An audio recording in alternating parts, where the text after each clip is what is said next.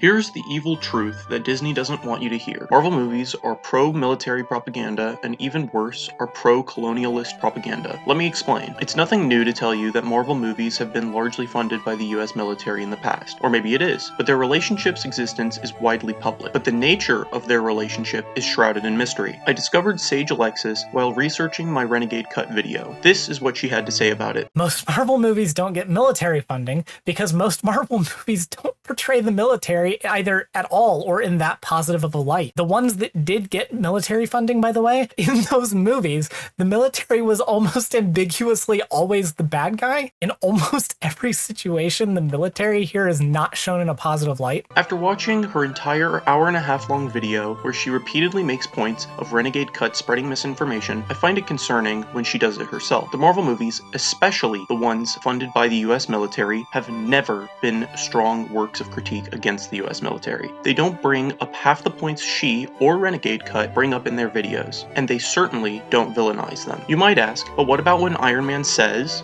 "And what do you say to your other nickname, the Merchant of Death?" That's not bad.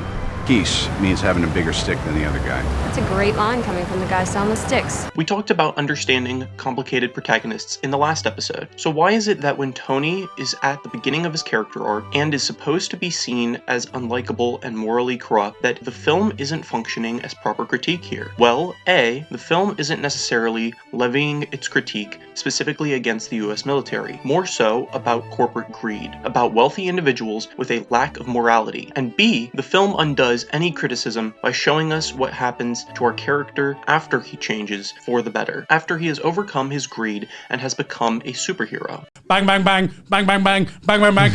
Here's what Renegade Cut has to say about this clip. Tony Stark wages an extrajudicial war against terrorists, flying across borders without clearance, using his lollipop-colored weapon of mass destruction on whomever he deems worthy of being killed. It's scenes like this where I have a tough time believing the US military has little to no creative influence on the material shown in the films that they are paying for. After all, it does benefit them for the public to see their superheroes take part in the kinds of actions that the military commits. That the people that Iron Man and our soldiers are murdering are terrorists. That they are doing it for the greater good. That this is a necessary evil. That they are trying to take away our freedom and so therefore do not deserve to be tried as punishment. That our motivations and liberty outweigh theirs. Whether you agree with this or not does not erase the fact that it is essentially serving as propaganda. Now you might also argue that Iron Man is more effective as a peacekeeping tool than the military within the narrative, and you'd be right, but only to the extent that he has more advanced technology. Technology which he eventually gives to them. Technology that we can strive toward having in our own real-world military if we were to support with more taxes and funds going toward them. Do you see where I'm coming from? Every time the film seems like it might have something to say, it manages to reinforce pro-military talking points. Why don't we look at a Marvel movie that isn't funded by the US military and see if it's any better? Director Fury, the Council has made a decision.